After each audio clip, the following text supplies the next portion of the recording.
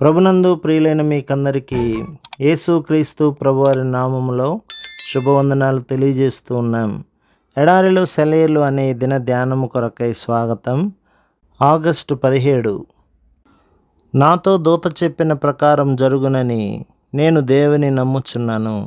అపోస్తల కార్యములు 27వ అధ్యాయం 25వ వచనం.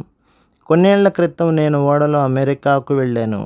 ఆ ఓడ కెప్టెన్ చాలా నిష్టగల క్రైస్తవుడు. న్యూ ఫౌండ్ ల్యాండ్ తీరం దగ్గరలో ఉండగా అతడు నాతో అన్నాడు, కొన్ని వారాల క్రితం నా ఓడ ఈ ప్రాంతాల్లో ప్రయాణిస్తుండగా నా క్రైస్తవ జీవితంలో విప్లవాత్మకమైన మార్పును తీసుకువచ్చిన సంఘటన జరిగింది.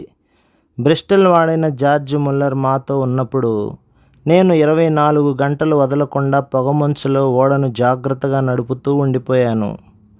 అంతలో జార్జ్ ముల్లర్ నా దగ్గరకు వచ్చాడు. కెప్టెన్, శనివారం సాయంత్రంలోగా నేను క్యూబెక్ సిటీలో ఉండాలి అన్నాడు. అది అసాధ్యం అన్నాను.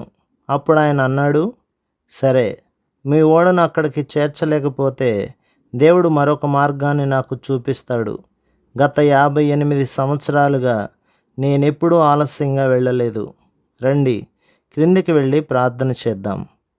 ఆ దైవజనుని కేసి చూస్తూ ఈయన ఏ పిచ్చాసుపత్రి నుండి తప్పించుకు వచ్చాడో అనుకుంటూ, మిస్టర్ ముల్లర్, పొగమంచు ఎంత దట్టంగా పట్టిందో తెలుసా అన్నాను.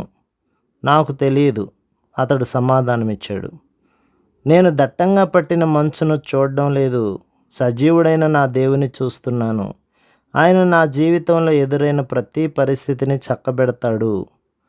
అతడు మోకరించి చాలా సాధారణమైన చిన్న ప్రార్థన చేశాడు.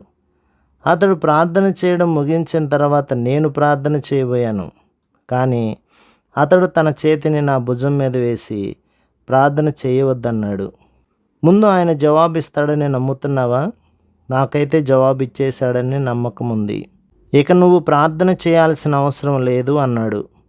ఆశ్చర్యంగా అతని వంక చూశాను. అతడు అన్నాడు, కెప్టెన్, 57 సంవత్సరాల నుండి దేవుడు నాకు తెలుసు. ఆయన నుండి నడిపింపు పొందని రోజు ఈ సంవత్సరాలన్నింటిలో ఒక్కటి కూడా లేదు. లేచి తలుపు తెరిచి చూడు, పొగమంచు తొలగిపోయి ఉంటుంది. లేచి చూశాను, నిజమే, అంతా నిర్మలంగా ఉంది. శనివారం నాడు జార్జ్ ముల్లర్ క్యూబెక్ సిటీలో ఉన్నాడు. ఆయనపై ప్రేమ ఉంటే ఆయన వాగ్దానాన్ని నమ్ముదాము. ప్రభువు మధురిమలో బ్రతుకంతా కాంతిమయమే. ప్రభు మిమ్మును, మీ కుటుంబమును, మీ సంఘమును దీవించి ఆశీర్వదించునుగాక. ఆమేన్.